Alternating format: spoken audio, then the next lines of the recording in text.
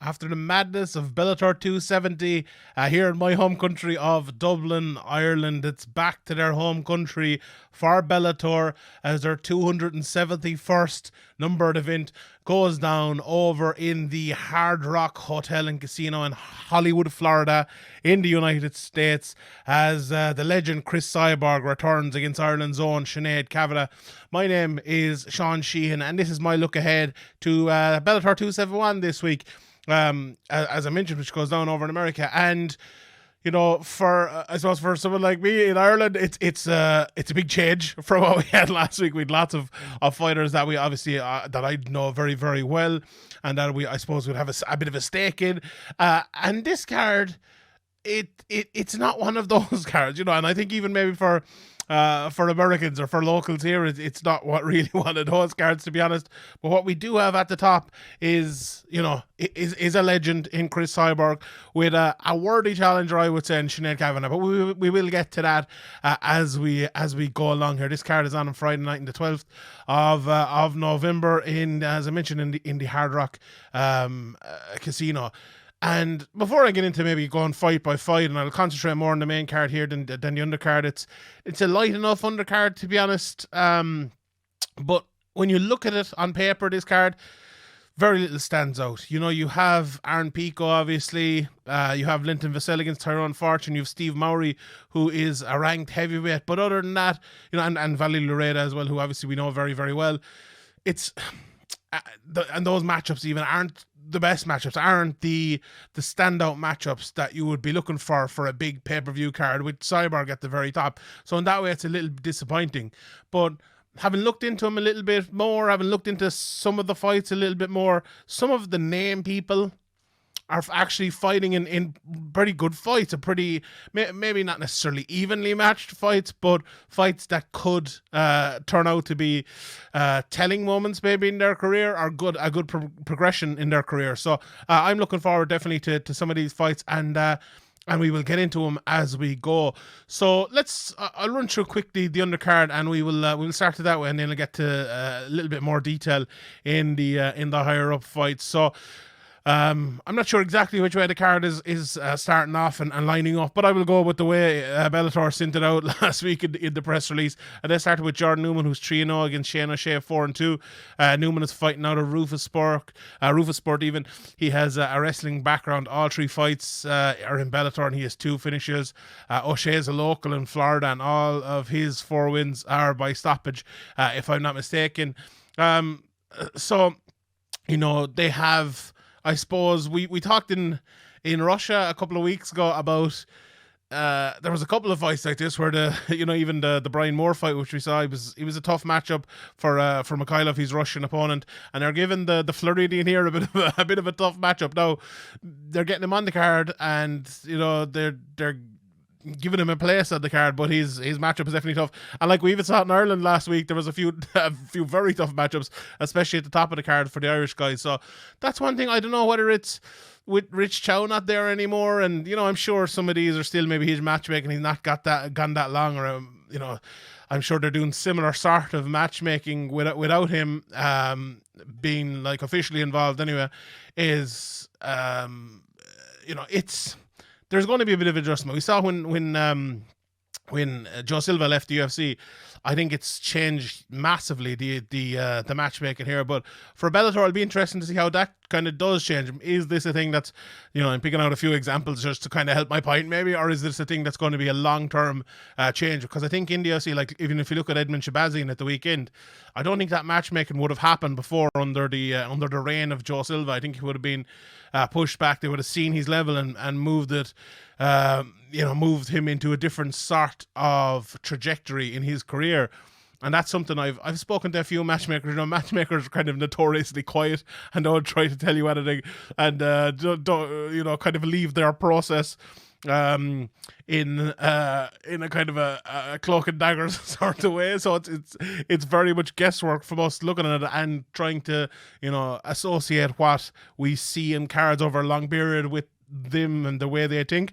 But that's not necessarily always the case. But However, definitely probably reading into too much on the first undercard fight, but I think it's an interesting point going forward. I'll be obviously talking a lot about these Bellator cards and covering them going forward, and that's definitely a thing I'll probably be bringing up over and over to see what the matchmaking is like for the locals compared to what it maybe would have been like before. But however, let's move on. Valerie Loureda 3-1 against Taylor Turner 5-7. Loureda, obviously, we all know, lost to Hanagai last time. She's a person who divides opinion.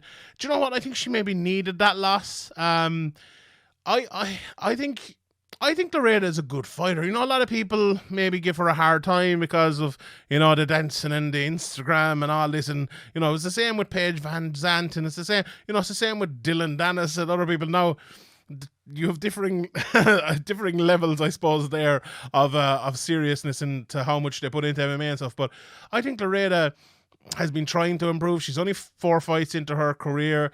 Her striking background, is unquestioned. She's very athletic, a very, very good fighter at times.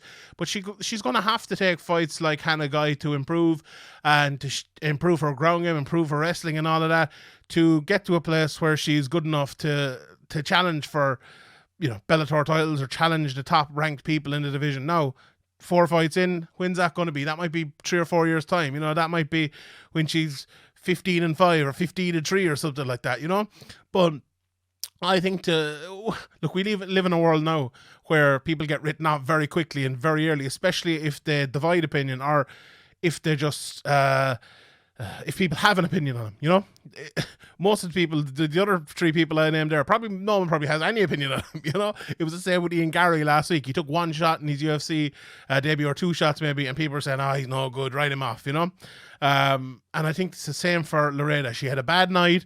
She was exposed in certain ways.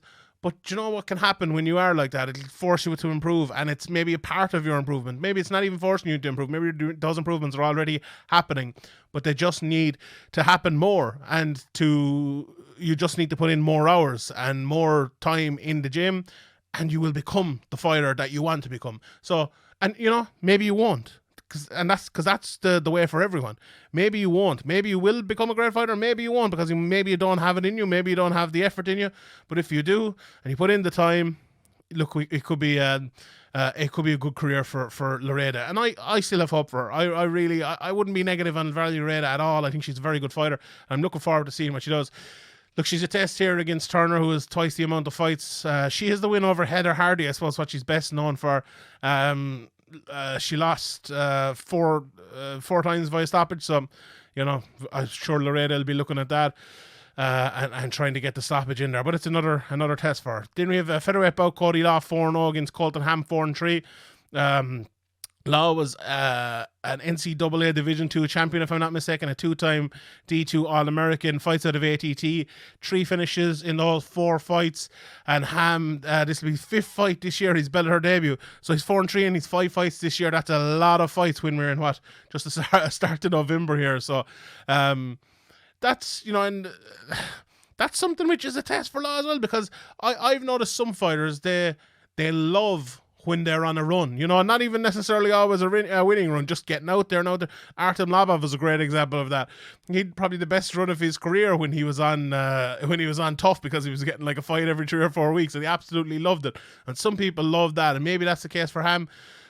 Look, maybe it's not, and even if it's not, Cody Law, a great test for the 5th fight of his career against someone with 7 fights who's had a lot of experience in the last year. So I'm looking forward to that one. Then there's a welterweight bout: Roman Faraldo 5-0 against Robert Turnquest, who is he's 9-7 in Sherdog anyway. And I was looking on the Bellator press release, and he's 11-7. I'm not sure about this record, but I'll trust my guys here in Sherdog to be right. And he's 9-7. Faraldo was 10-0 as 5-0 as an amateur, 5-0 as a pro. All 5 wins. All 5 pro wins by KO, 2-0 in Bellator. So what an interesting prospect to look at. Turnquest in, as I mentioned earlier, as well as another Floridian. He fought. He's been around the place, fought in M1, Titan, and other places as well. So yeah, that should be a fun fight. If anyone, all you have to do is look at their record. If they're 5-0 with 5 KOs, they're probably going to be exciting. So looking forward to seeing that. And then to round out the undercard is actually there's another fight as well, which I just saw as I was coming on here. 1 second. Muhammad Fawzy, who we've seen before against Ethan Hughes. Lots of people talking about Fawzy. He's 3-0 here, and Ethan Hughes is 2-0. So 2 prospects going in there. That one as well. Have to mention that. That should be a fun fight. But the Bruna Ellen, Desiree Yanez fight. Ellen 4 of 5 wins by decision. 3-3 in Bellator. Yanez 0-1 in Bellator. Half of her fights have gone to a decision. So I'm not sure. The betting odds aren't out yet. My betting show will be out, but that might be one of the ones to go to a decision if those prop bets are out earlier in the week. But I will leave the undercard at that. So some interesting stuff on the undercard. I like Faraldo. I think Cody Law as well is a good up and comer. Always interesting to see Loureda, and then Jordan Newman as well. There's something to worth tuning in for. So then on the main card, I'm going to leave this Mowry Cleveland fight for a second, and I'm going to pop to Arlene Blencowe versus Pam Sorenson first. I think that's a very interesting fight. Watching some of them this morning, it's very much, I think, the striker versus grappler matchup, if you want to put it that way. I watched a couple of Sorenson's fights in Invicta, or one she had in Invicta anyway, and maybe one somewhere else, but she comes across the cage, takes you down, and tries to land heavy ground and pound or get submissions. Whereas Blencowe, she's win over Sinead Kavanagh in the main of Sinead Kavanagh obviously fighting in the main event. So if she wins here, she could be next to 9 if she wins. If both Blencowe and Kavanagh win. Lost to Cyborg though, so that's she'd be hoping Sinead Kavanagh wins, I'd say. But I watched her fight against Leslie Smith. I know we saw Sinead Kavanagh fighting Leslie Smith as well, and having a lot of success maybe off the back foot. It was a close decision. I think might be a bit biased, but I think Sinead won it. But I think a lot of people do think Sinead won it as well. But I think Blencowe did a similar sort of thing to Leslie Smith, and she fighting that style, I think, is a good style against wrestlers because you can move your feet, you can get away from the pressure. Now against someone like Leslie Smith, it's more pressure with strikes than wrestling, but that footwork, I think, is the same. Is the same sort of method and the same sort of movement you need to do to get away from the wrestling. Don't think Sorenson is the most athletic, or she is very strong. That would be the one thing I would give her. And, she's beaten Jessica Rose Clark and Caitlin Young, who had a great performance a couple of weeks ago in the PFL. So it's a very interesting matchup. So if Sorenson can get the takedown, I think it'll be a tough night for Blencowe. But if she can't, I think it'll be a tough night for Sorenson. It's one of them. So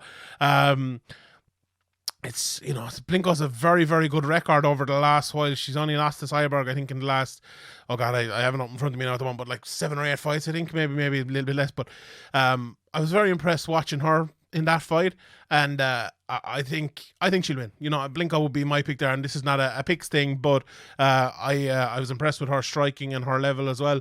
And it should be a fun fight. She's ranked number 1 at the moment. Sorenson ranked number 7 in the Bellator rankings. So absolutely, especially if Sinead Kavanagh wins, that will be the number 1 contender fight. So yeah, that's a very, very interesting one.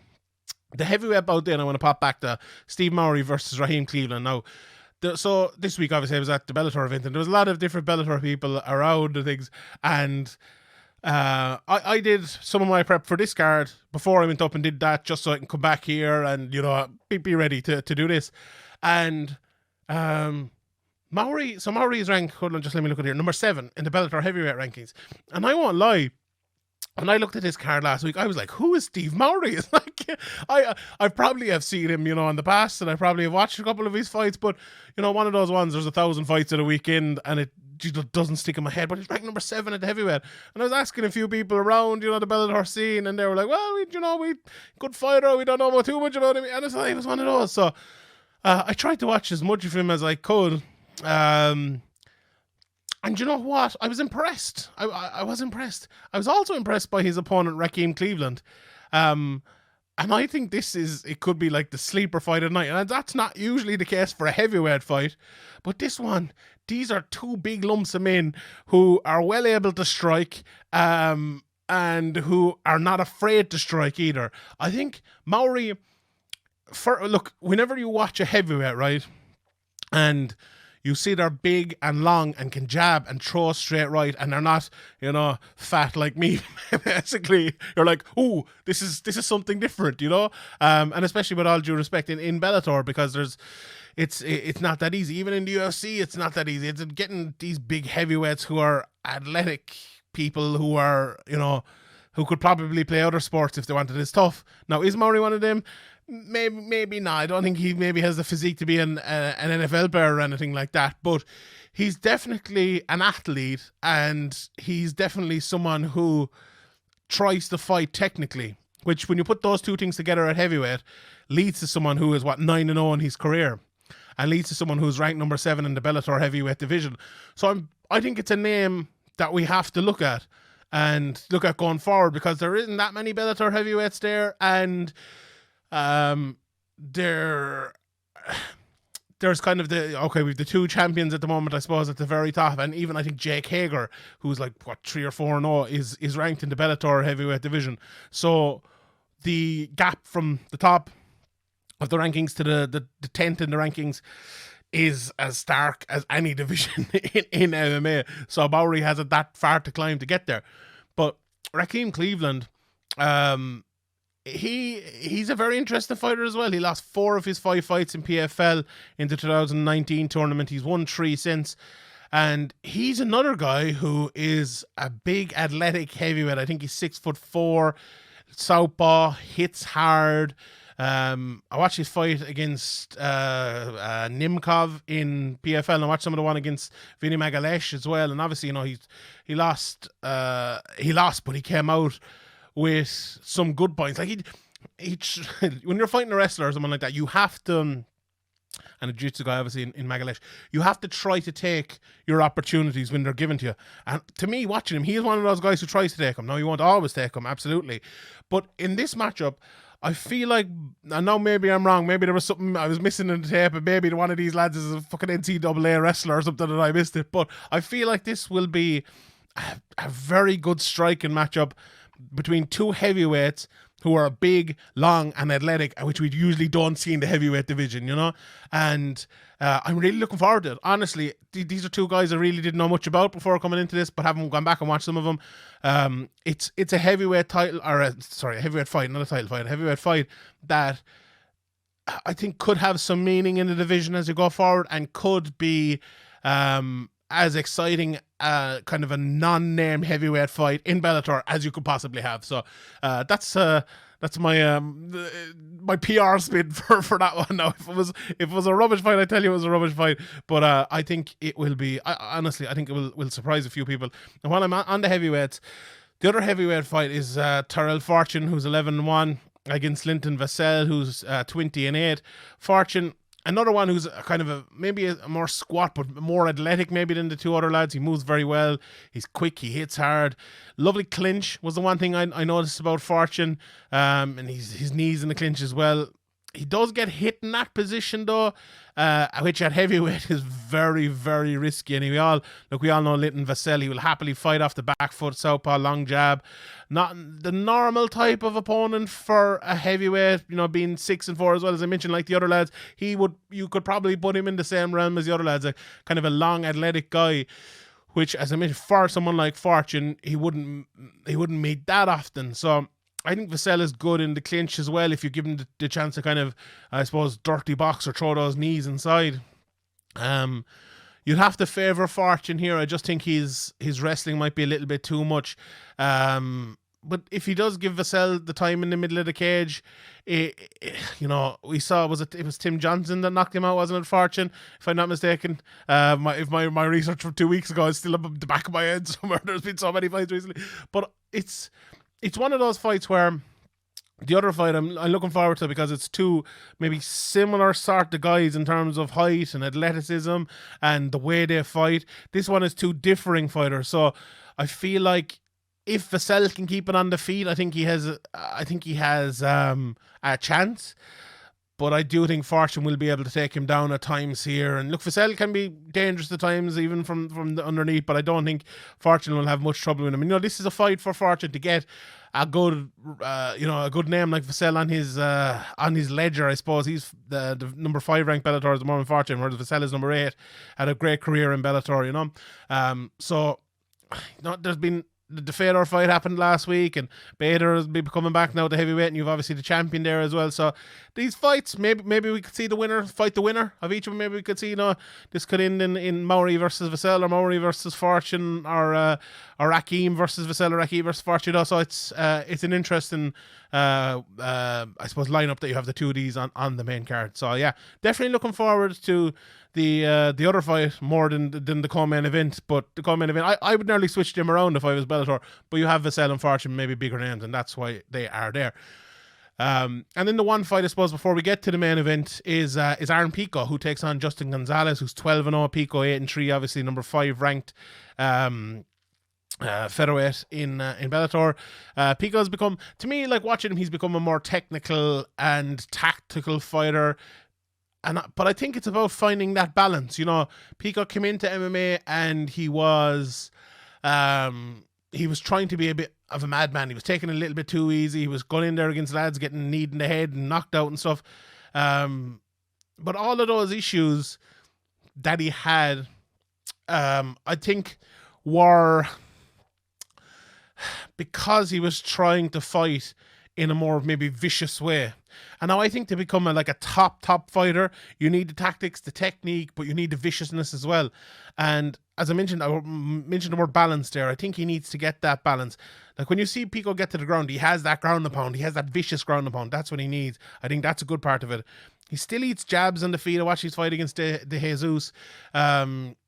And he gets a little bit off balance again. I've used that word a few times, but he gets a bit off balance when he's kicking and leaves himself a little bit open. But I think Aaron Pico is one of those guys where 8-3 now in his career, I wouldn't mind seeing him getting to maybe 15-3 before they move him on again. He needs the time. You need to be careful with him. We've shown before, if you throw him to the Wolves too early, it's going to be an issue. Now, Gonzales, he's 20-0 as an amateur and a pro. This guy is no joke at all. He's not the most athletic fighter in the world, but he's not the most technical, but he's the very, very good tactical fighter, I would say. Loves a body lock takedown, really strong on top, rips shots into the body. He's a vicious fighter now, He is one of those guys. Now, look, how do they match up? It's probably it's a good test for Pico. But it's also a good matchup for him at the same way, I think, because I think someone like Gonzales, who is not the most athletic in the world, as I mentioned, will find the athleticism of Pico very hard, if that makes sense. Especially at featherweight when you have, I think a big speed advantage will be the biggest thing for Pico here. And I think if he gets drawn into what he was drawn into before in previous matches, was Emmanuel Sanchez, who kind of drew him in a little bit, knocked about. I think Gonzales could have success here, and I think he will have times in this fight where he is a little bit successful, unless it ends early. But I just do think Pico will, if he can get a takedown, if he can land some ground and pound, which he's been doing an awful lot of lately, I think he will win this fight from that position.